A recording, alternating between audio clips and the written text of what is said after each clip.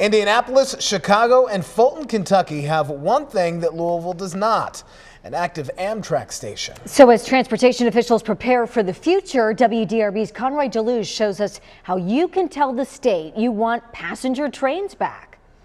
This was once the end of the line for Louisville train passengers. And while it's still a ways away, there's a chance the service could be coming back. The last Amtrak train left Louisville back in 2003.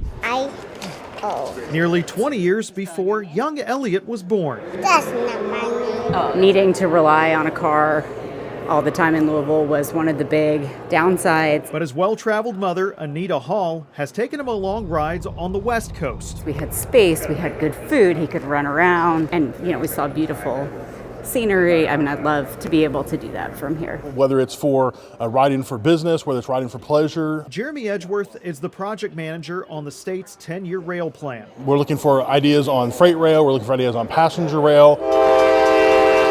Freight trains run all across Kentucky, and those companies own the majority of the rail lines. The $1 trillion infrastructure package that cleared Congress in 2021 renewed interest in seeking a return of the passenger train. It's why KYTC is asking Kentuckians, would you use Amtrak if it returned? Where would you want to go? How often would you want to see trains? So really it's trying to get the public's input on how they see the passenger rail happening in the future. And it can unlock opportunities for people who don't drive, or just for people who rather would not. There and there. Edgeworth says they're still taking input for the next several days and will eventually turn in the results to freight companies and to Amtrak. I mean, I think it would be a great thing for Kentucky. It's just all the little details to work out to get to that point of, does it make sense to Amtrak? Does it make sense to the host railroad? Will they work together? Questions that will still take months or years to get answered.